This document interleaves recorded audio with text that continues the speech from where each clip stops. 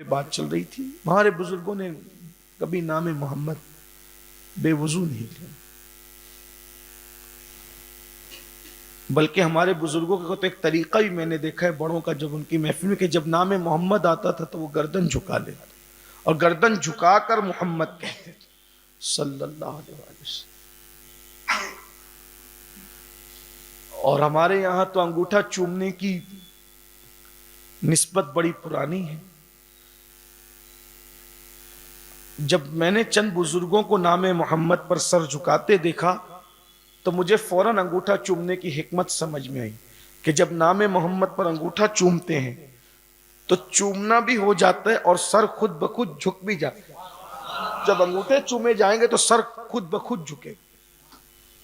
کائنات انسانی میں سب سے پہلے انگوٹھا جس نے چوما وہ حضرت آدم علیہ السلام تھے، اور اس امت میں سب سے پہلے جس نے انگوٹھا چوما وہ افضل البشر بعد الانبیاء سیدنا ابو بکر صدیق تھے۔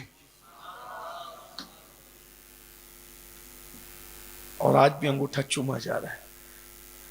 کسی ایک کالج کے طالب علم نے مجھ سے کہا تھا کہ آپ لوگ انگوٹھا کیوں چومتے ہیں؟ میں نے کہا نام محمد پر چومتے۔ کیوں چومتے؟ کہا کہ ہمارے بزرگوں سے ہم نے سنا ہے، پڑھا ہے کہ حضرت آدم علیہ السلام کی پیشانی میں نور محمدی تھا صلی اللہ علیہ وسلم، تو فرشتے اس کی زیارت کرتے تھے، تو حضرت آدم نے کہا کہ مولا یہ کیا ہے کہ یہ تو زیارت کرے اور میں نہ کر سکوں، مجھے بھی تو وہ نور دکھا، نور محمدی دکھا صلی اللہ علیہ وسلم۔ تو میں کہ ٹھیک ہے اپنے ناخنوں کو دیکھیں، ہم اس میں اس نور کی تجلی کو ظاہر کرتے۔ تو ہمارے بزرگوں سے ہم نے سنا ہے۔ اور اگر انگوٹھا چومنے کی تفصیل آپ کو دیکھنی ہے تو منیر العین امام اہل سنت کا رسالہ پڑھ لیں، آپ کے 7 طبق روشن ہو جائیں گے انشاءاللہ۔ بہت زبردست رسالہ ہے، مجھے پھر بھی تقریباً 15-16 سال ہو گئے مجھے پڑھے ہوئے، لیکن اس کے مضامین میرے ذہن میں اس وقت ہیں اور الحمدللہ میں اس پہ بول سکتا ہوں۔ لیکن ابھی یہ اچانک عنوان آیا تو میں انگوٹھا چومنا اس آج کی محفل کا عنوان نہ تھا، نام محمد آ گیا تو اس پر یہ جب وہ ضمناً بات آ گئی میں کہہ کے آگے بڑھوں، پھر ورنہ بہت ساری چیزیں ہوتی ہے کہ پھر اہتمام کے لیے چھوڑ دو تو پھر وہ چھوٹی جاتی ہے، بات آ گئی تو کر لیتے ہیں۔ تو ناخنوں میں نور محمدی ظاہر ہوا تو فرط محبت میں آپ نے اس کو چوم لیا۔ اور صدیق اکبر کے چومنے کا واقعہ یہ ہے کہ حضور علیہ السلام بوقت اذان اپنے حجرے کے پاس تشریف فرما ہوتے، اور جب سیدنا بلال حبشی اذان پڑھتے تھے تو نام محمد آنے پہ حضور کو دیکھتے، اور صحابہ کرام جو موجود ہوتے تھے وہ جمگٹا بنا کر کے حضور کو تکتے رہتے تھے۔ تو جب نام محمد آیا تو صدیق اکبر نے انگوٹھا چوم کر آنکھوں سے لگا، حضور نے مسکرایا۔ تو جب اذان ہو گئی مکمل تو لوگوں سے پوچھا کہ میرے ابو بکر نے کیا کیا، تم نے دیکھا؟ تو کہا جی دیکھا۔ کہا جو یہ کرے گا میں اس کو اپنے ساتھ جنت میں لے جاؤں گا۔ آج تک وہ بات چلی آ رہی ہے انگوٹھا چومنے کی۔ تو یہ بات میں نے اس کو بیان کی تو کہا بات تو سمجھ میں آ گئی، ٹھیک ہے آپ نے دلیل دے دی، لیکن ان کو نور محمدی دکھا، ان کو آدم علیہ السلام کو نور محمد انہوں نے چوما، اور رخ محمدی صلی اللہ علیہ وسلم بھی صدیق اکبر کو دکھا تو انہوں نے بھی چوما، آپ کو کیا دکھتا ہے؟ کہا یہ بات اب تم آئے ہو لائن پہ، صحیح ہے ٹھیک ہے۔ میں کہا حج کیا ہے؟ نہیں کیا۔ ارکان حج جانتا ہے؟ ہاں جانتا ہوں۔ میں کہا کیا کیا ہے؟ بولا وہ احرام ہے، طواف ہے، اور سب بتایا، اور شیطان کو کنکری مارنا ہے۔ تو میں نے کہا شیطان کو کنکری کیوں مارتے؟ بولے وہ ابراہیم علیہ السلام کو بہکانے آیا تھا، وہ اپنی زبان میں کہہ رہا تھا، میں اس کو نقل کر رہا ہوں، بہکانے آیا تھا تو انہوں نے اٹھا کے کنکری پھینک کے مارا تھا۔ میں کہا ان کو بہکانے آیا تھا، ان کو دکھا تھا؟ ہاں دکھا تھا۔ میں نے کہا جو حاجی جاتے ہیں لاکھوں کنکری مارنے کے لیے مر جاتے ہیں، اس وقت یہ سب اتنا نہیں بنا تھا، اس وقت تو لوگ کنکری مارنے میں مر جاتے تھے بھگدڑ کے اندر، تو میں نے کہا کنکری مارنے میں لوگ مر جاتے تو کنکری مارتے کیوں ہیں؟ کیا شیطان دکھتا ہے؟ کیا ان کو بہکاتا ہے؟ بولے نہیں۔ میں کہا پھر کیوں مارتے؟ تو دکھنا ضروری ہے۔ میں نے کہا جب حضرت ابراہیم کو بہکا رہا تھا اور انہوں نے پھینک کے مارا، تو ہم جو مارتے ہیں نہ ہمیں بہکا رہا ہوتا ہے، نہ دکھ رہا ہوتا ہے، نہ ہم بیٹے کی قربانی کے لیے جا رہے ہوتے ہیں، تو ہمیں کیوں مارتے ہیں؟ ابراہیم کی ادا کو ادا کرتے ہیں۔ تو جب ادائے ابراہیم کنکر مار کے ادا ہو سکتی ہے تو ادائے آدم انگوٹھا چوم کر ادا نہیں ہو سکتی۔ یہ بات ہے۔ اس لیے ہمیں بھی اپنے بچوں کو سکھانا چاہیے۔ بہت ساری چیزیں لوگ اس کا مذاق اڑاتے ہیں، تو کہتا ہے عشق ہے ہی وہ چیز، عاشقوں کا مذاق اڑایا جاتا ہے، دیوانوں کا مذاق، ان لوگوں پہ توجہ نہیں کرنا چاہیے۔ محفل کتنی بڑی ہو، ہم اپنے محبوب کا جب ذکر آئے تو سراپا ادب بنے، انگوٹھا چوم لے یا سر جھکا لے، اظہار تعظیم ہونا چاہیے۔ نام محمد کی بڑی برکتیں ہیں صلی اللہ علیہ وسلم۔ اور ایک واقعہ اور یاد آتا ہے کہ نام محمد پر صلی اللہ علیہ وآلہ وسلم، امام غزالی بچپنے میں استاد نے پوچھا تیرا نام کیا ہے؟ غزالی تو کہا میرا نام، تجھے سب غزالی غزالی کہتے ہیں، خاموش رہے، چپ رہے، چپ رہے، ڈانٹ کھائی یا مار کھائی، لیکن دوسرے دن آ کر کے کہتے ہیں استاد میرا نام محمد ابن محمد ابن محمد، ابا کا نام بھی محمد، دادا کا نام بھی محمد، میرا نام بھی محمد۔ بیٹا کل ہی بتا دیتے یا مار کھانے سے پہلے بتا دیتے۔ وہ کہا کہ میری امی نے مجھے نصیحت کی ہے کہ بیٹا یہ نام محمد کبھی بے وضو مت لیا کر، تو میں نے ڈانٹ سننا تو گوارا کیا، لیکن نام محمد بے وضو لینا گوارا نہیں۔ ہمیں اپنے بچوں کو یہ چیز بتانی ہوگی، حضور کی تعظیم، حضور کا عشق صلی اللہ علیہ وسلم۔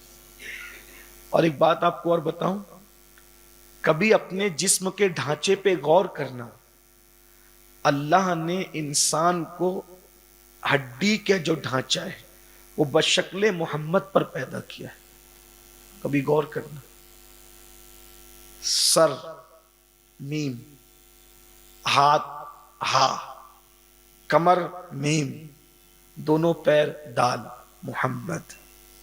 اسی لیے اللہ جس انسان کو بھی جہنم میں ڈالے گا انسان کی شکل میں نہیں ڈالے گا، پہلے انسانی شکل چھینے گا، اس کے بعد اس کو جہنم میں ڈالے گا۔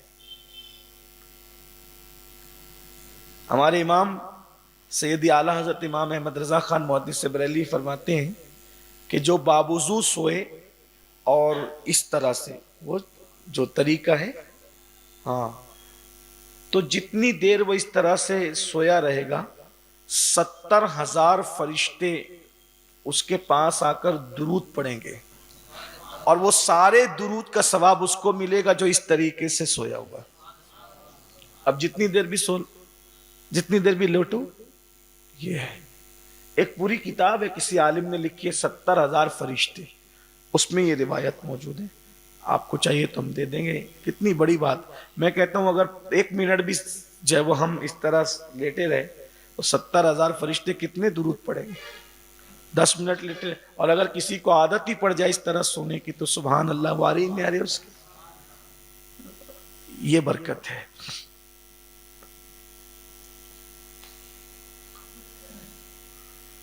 تو نام محمد کی بڑی برکتیں ہیں۔ اپنے بچوں کا نام محمد رکھو اور حضور علیہ السلام پہ درود پڑھو، کثرت سے درود شریف پڑھو۔ آج میں اسی پر اپنی بات اب پوری کر دیتا ہوں۔ حضور اکرم صلی اللہ علیہ وآلہ وسلم کو لوگ جو ہے وہ برائی کرتے تھے، حضور کی برائی کرتے، اور برائی کے درمیان کسی نے ان کی توجہ دلائی کہ تم برائی بھی کرتے ہو، بولتے محمد نے ایسا کیا، محمد نے ایسا کیا، محمد نے ایسا کیا۔ تو محمد کا مطلب تو وہی ہوتا ہے کہ تعریف کے قابل یا جس کی تعریف کی جائے یا جو تعریف کیا گیا ہو۔ تو ان لوگوں نے، بدبختوں نے کہا اچھا ٹھیک ہے اب ہم ان کو محمد نہیں کہیں گے بلکہ معاذ اللہ ان کو مزمم کہیں گے۔ تو یہ بات ان لوگوں نے کہی۔ ایک صحابی روتے ہوئے عرض کی یا رسول اللہ صلی اللہ علیہ وسلم وہ ایسا ایسا کہتے ہیں۔ آقا علیہ السلام نے فرمایا کہ انہیں چھوڑ دو ان کے حال پہ، وہ کسی اور مزمم کسی اور کو مزمم کہتے ہوں گے، میرے اللہ نے مجھے محمد بنا کر پیدا کیا۔ محمد نام کی بڑی برکتیں ہیں، بڑے راز ہیں اس کے اندر۔ ایک بات میں اور آپ کو کہہ دوں، حالانکہ دل نہیں چاہتا کہ بات اب جب وہ سمیٹ لوں، لیکن وقت پورا ہوا۔ کوئی بھی نام کسی کا بھی ہو، جب نام کٹے گا، نام جب کٹے گا تو بے معنی ہو جائے گا۔ جیسے اگر امین ہی لے لیں، اگر امین کی الف کاٹ دیں تو مین ہو جاتا ہے، بے معنی ہو جائے گا، خوبصورت نہیں رہے گا۔ میم بھی کاٹ دیں تو بھی بات نہیں بنتی، پھر یا کاٹ دے تو نون کا کیا معنی ہوگا؟ لیکن یہ نام محمد ہے صلی اللہ علیہ وآلہ وسلم۔ حضور کے نام سے اگر الفاظ ہٹاتے جائیں تو بھی معنی نہیں بگڑتا۔ جیسے محمد کی میم ہٹا دیں تو کیا بچتا ہے؟ حمد۔ حمد کا مطلب ہوتا ہے تعریف۔ اور اگر ہا ہٹا دیں تو کیا بچتا ہے؟ مد۔ مد کہتے ہی بڑھانے کو۔ قرأت میں آتا ہے نا بھئی، جو حروف پر مد ہوگا اس کو لمبا کر کے پڑھا جائے گا، یعنی کہ حروف ہٹتے جا رہے ہیں، شان بڑھتی جا رہی ہے۔ مد کا مطلب ہوتا ہی بڑھانا۔ اور اگر وہ میم بھی ہٹا دیں تو دال بچتی ہے، اور دال کہتے ہیں دلیل کو۔ قد جاءکم برہان من ربکم۔ تو یہ حضور علیہ السلام کے نام کے، یعنی حروف کا محتاج نہیں ہے نام محمد۔ جیسے مخلوق کے محتاج حضور نہیں ہے، ویسے ان کا نام بھی حروف کا محتاج نہیں۔ یہ حضور علیہ السلام کی شان۔ حضور علیہ السلام کے کم و بیش 1000 نام۔ جو لوگ جانتے ہیں وہ جانتے ہیں، یہ ظاہری نام ہے 1000، اور مزید آپ کے بہت نام ہیں۔ کبھی انشاءاللہ وقت رہا تو ان میں سے چند نام ہم آپ کے سامنے پڑھیں گے، ان کے معنی بیان کریں گے، تاکہ آپ کو وہ بھی پتہ چلے کہ حضور کے کتنے نام ہیں۔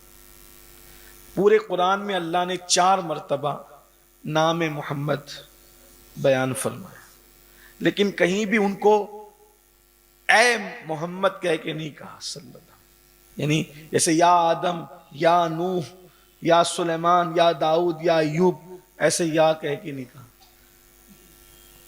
قرآن کہتا ہے ایک مقام پر وما محمد الا رسول، محمد نہیں مگر اللہ کے رسول، ایک مقام۔ دوسرے مقام پہ فرمایا ما کان محمد ابا احد من رجالکم ولکن، ٹھیک، دوسرے مقام پہ یہ ارشاد فرمایا۔ یہ 2 مقام ہوئے۔ اور ایک مقام پہ فرمایا محمد الرسول اللہ والذین معه اشداء علی الکفار۔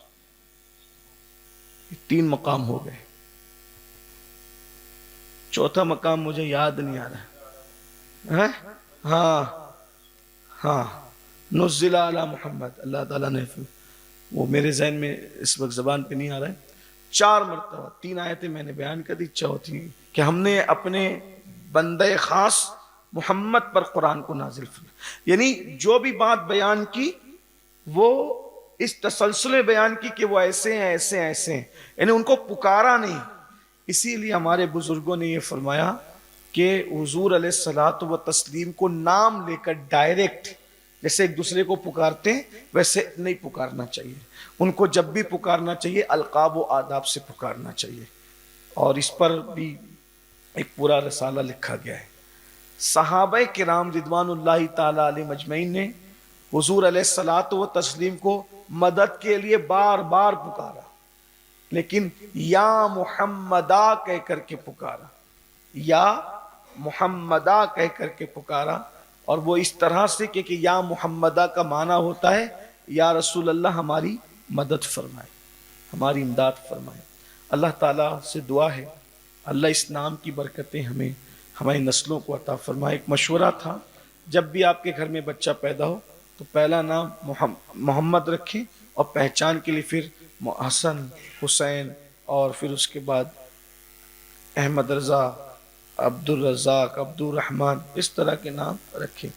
بلکہ ہو سکے تو عبد الرحمن جو نام رکھے تو اپنے بچے کو سکھائے بھی کہ جب کوئی تجھے رحمان کہہ کر کے پکارے اور تو فوراً اس کی اصلاح کرنا کہ مجھے رحمان نہ کہا جائے بلکہ عبد الرحمن کہا جائے۔ یہ بھی معاملات ہیں، جتنا علم کی طرف آؤ گے اتنی برکتیں نصیب ہوگی۔